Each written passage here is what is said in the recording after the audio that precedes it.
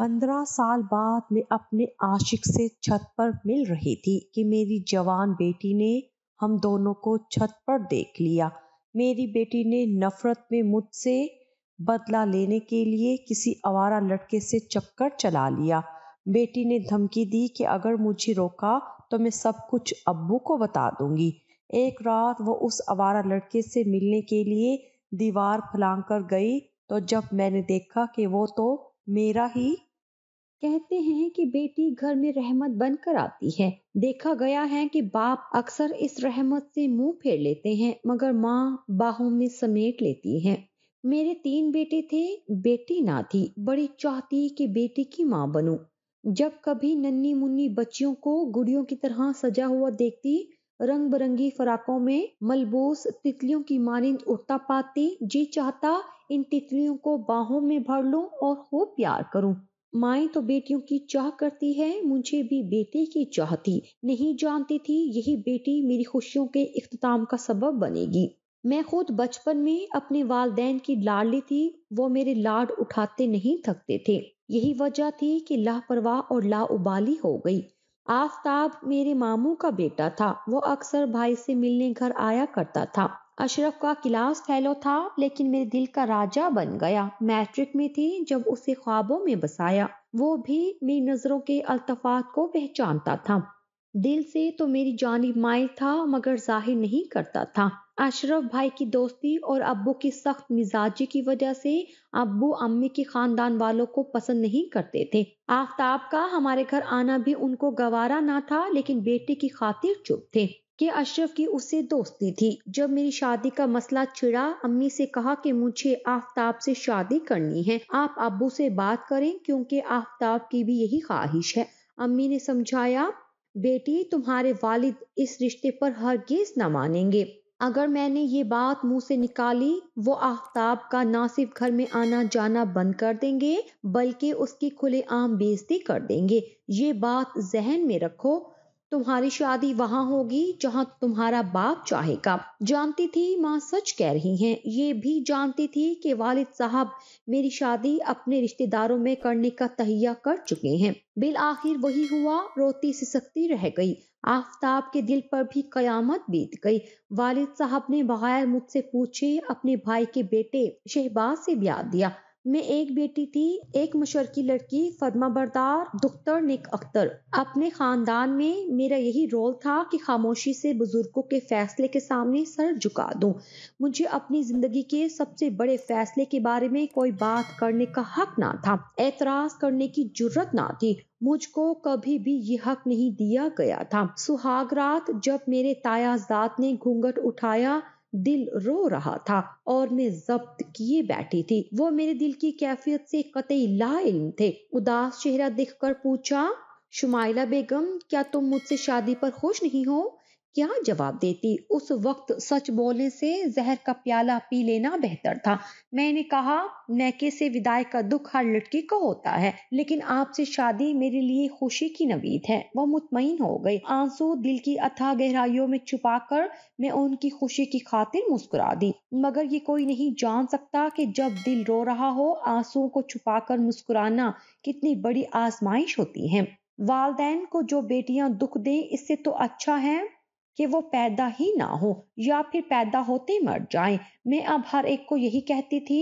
در حقیقت میرا اس بیان میں میرا وہ درد بولتا تھا جو روئے روئے میں بس گیا تھا اور اب مجھ کو اس درد کے ساتھ جینا تھا۔ زندگی کا سب سے بڑا سمجھوتا کرنا تھا، خود کو بھلا دینا تھا، آفتاب کو بھی بلا دینا تھا اور آفتاب کو تو بلانا ناگزیر تھا۔ وقت کی راکھ میرے جلتے ارمانوں پر گرتی رہی۔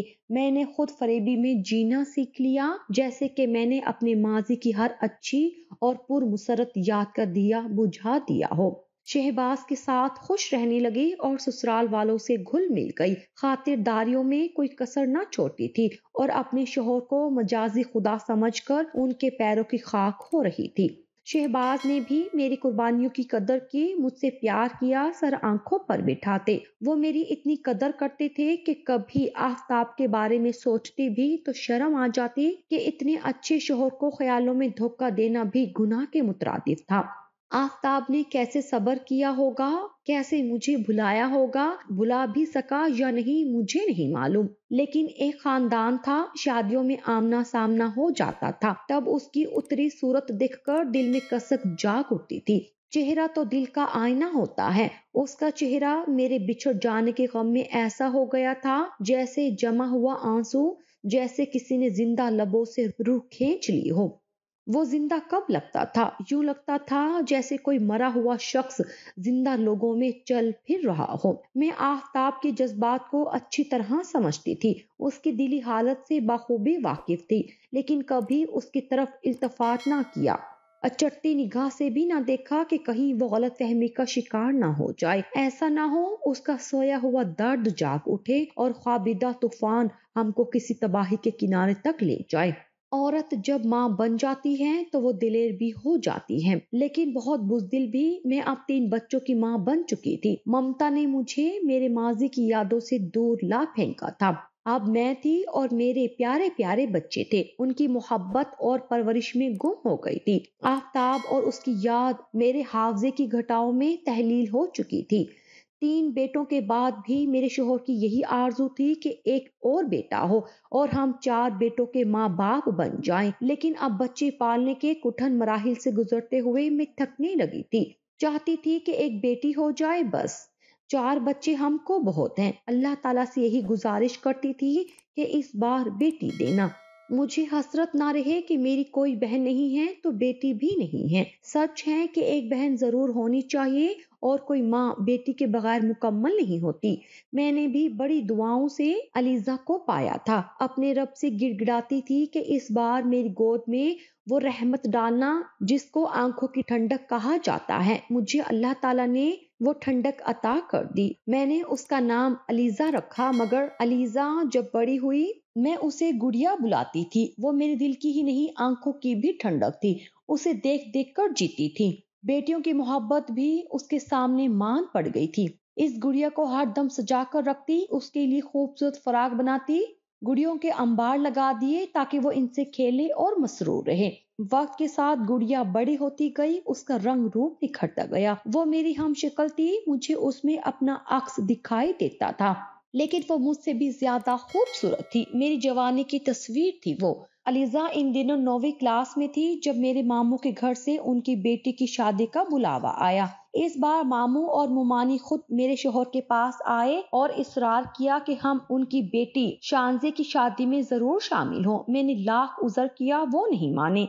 तब शहबाज ने कहा, ऐसी जिद अच्छी नहीं, आखिर वो तुम्हारे मामू हैं, बुजुर्गी में तुमको मुदू करने आए हैं, उनकी खुशी में शरीक होने में क्या हर्ज है।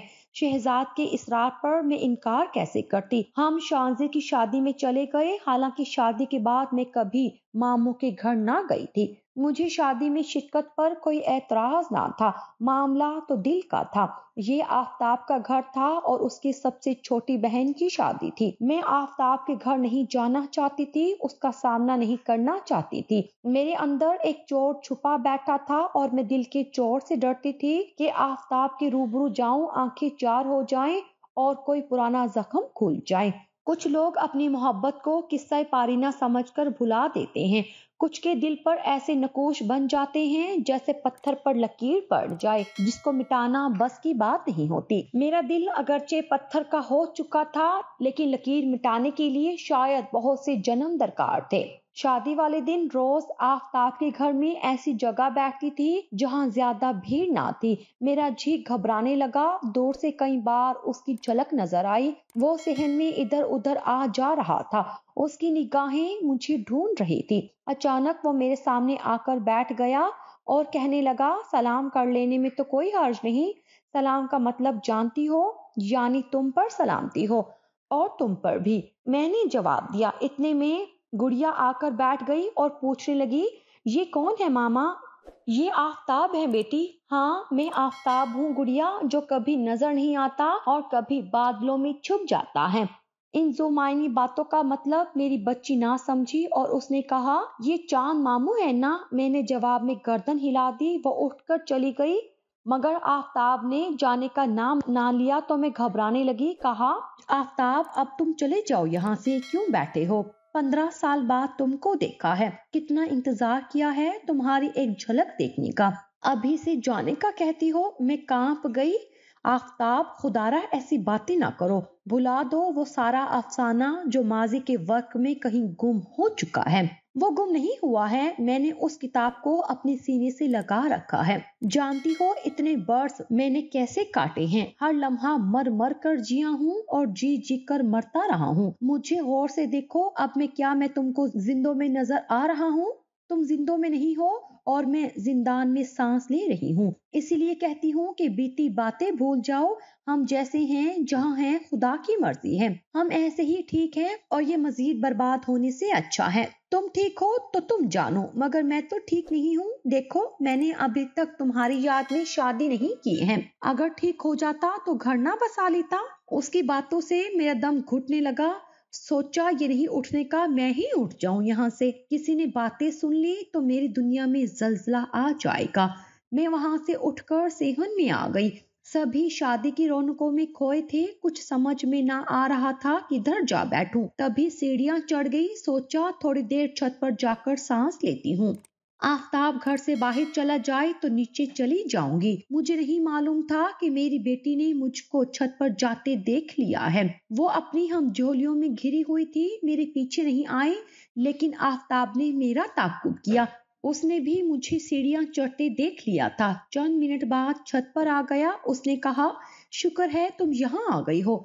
बेशक चंद घड़ी की मुलाकात है, मगर आइडियल जगह है। वो मेरे करीब चारपाई पर बैठ गया और मेरा हाथ अपने हाथ में लेकर बोला, इन हाथों ने मुझसे कभी जुदा ना होने का वादा किया था और आज ये हाथ किसी और की मलकियत है। किसी और के हाथों को इन्होंने मजबूती से थाम लिया है और मुझे बीच मंझधार में छोड़ दिया है।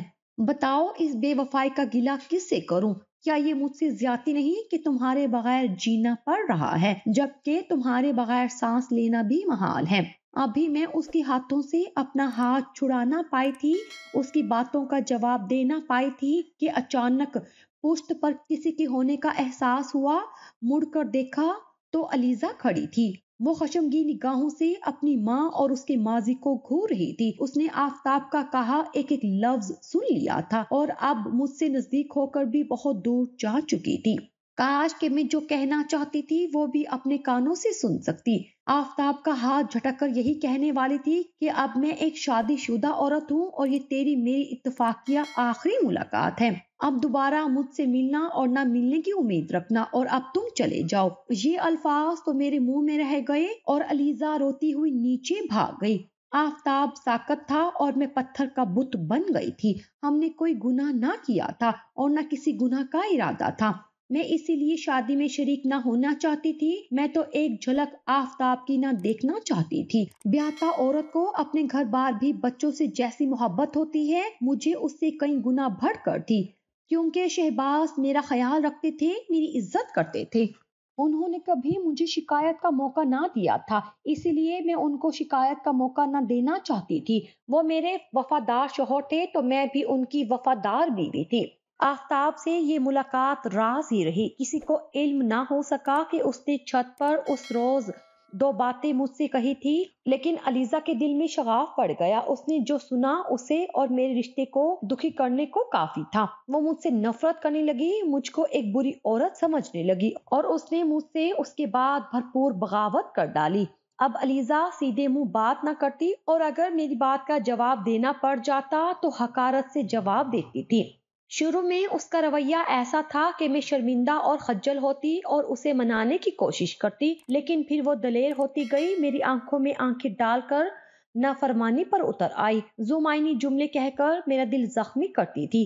एक ऐसा वक्त भी आ गया जब वो गलत रविश की तरफ चल पड़ी। मैं माँ थी, उसकी भलाई चाहती थी, लेकिन वो मेरी हर बात के जवाब में कहती थी, मुझे क्या नसीहत करने चली हो, पहले खुद को तो सुधार लो। 4 जवान बच्चों की माँ होकर अपने आशिक से छुप छुप कर मुलाकातें करने वाली औरत मुझे किस बात से रोकती है? जो मेरा दिल चाहेगा अब मैं वो करूंगी। ज्यादा रुकावटें डाली तो अब्बा से सारा कच्चा छट्टा कह दूंगी। बेटी के मुंह से इस किस्म की बातें सुनकर मेरा दिल शक और दिल लहू लहू हो जाता था, लेकिन वो जवां साल और मुंह जोर थी। اس کی جوانی نے مجھے کمزور سے کمزور تر ثابت کرنا شروع کر دیا۔ اب وہ پڑوسی لڑکے وقار سے ملنے لگی، اس کے ساتھ فون پر میرے سامنے بےہودہ باتیں کرتی اور میں اس کو روک نہ پاتی۔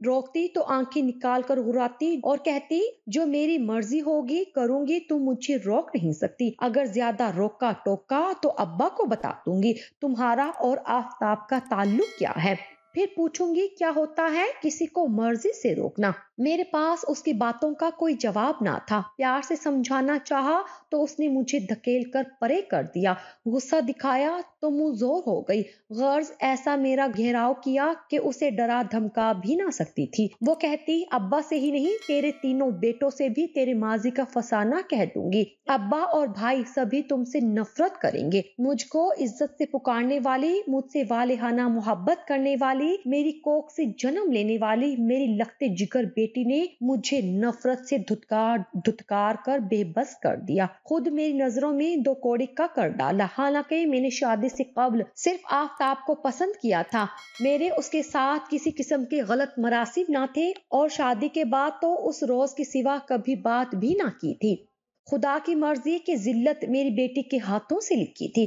اس نے مجھے خوب بلیک میل کیا اور میں اس ڈر سے بلیک میل ہوتی رہی کہ کہیں وہ منہ پھٹ اپنے باپ اور بھائیوں سے یہ نہ کہہ دے کہ میں آفتاب سے ملی اور میرا اس سے ماضی میں کوئی واسطہ تھا۔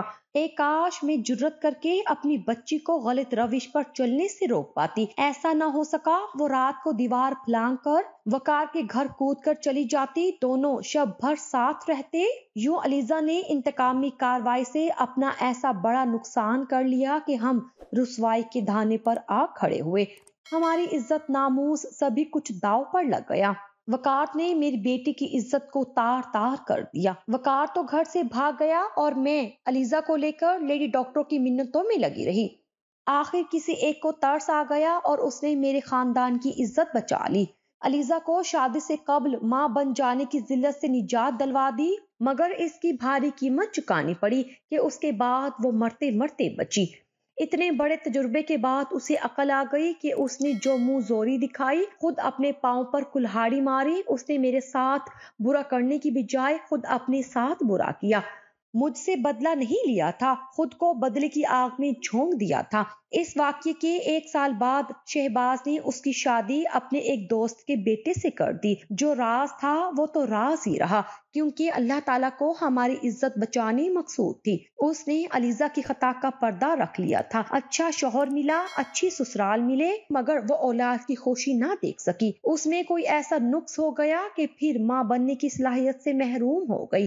شوہر اور سسرال نے 10 سال انتظار کیا، بالآخر میرے داماد نے میرے پاؤں پر ہاتھ رکھ کر دوسری شادی کی اجازت مانگی۔ میں تو خاموش تھی۔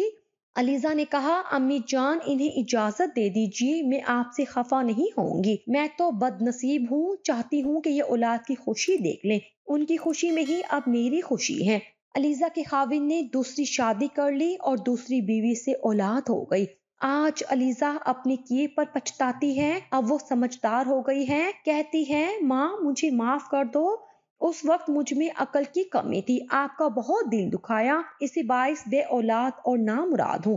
آپ نے بیٹی مانگی تھی کہ راحت ملے گی اور میں آپ کے لیے راحت کی بجائے تکلیف کا سامان بن گئی ہوں۔ وہ جب آتی ہے رو کر گلے لگ جاتی ہیں، ہر بار کہتی ہوں میری بچی میں نے تجھے دل سے معاف کر دیا ہے، مگر اسے یقین نہیں آتا۔ اس کا ایک ہی جواب ہے اگر آپ نے دل سے معاف کر دیا ہے تو پھر مجھے ابھی تک دلی سکون کیوں نہیں ملا ہے؟ جس دن دلی سکون مل جائے گا یہی سمجھوں گی کہ آپ نے مجھے معاف کر دیا ہے۔ میں خدا سے یہی دعا کرتی ہوں، اے اللہ میری بچی نے نادانی میں میرا دل دکھایا تھا، تو بڑا غفور اور رحیم ہے، تو بھی اس کو معاف کر دے تاکہ اس کے دل کو سکون آ جائے۔ جب تک علیزہ بے سکون رہے گی میں بھی بے سکون رہوں گی۔ اولاد کی بے سکونی والدین کو بے چین رکھتی ہے۔ خدا کرے میری بچی کو عمر بھر کا چین اور میرا سکھ بھی مل جائے، تب میں سکون سے مر سکوں گی۔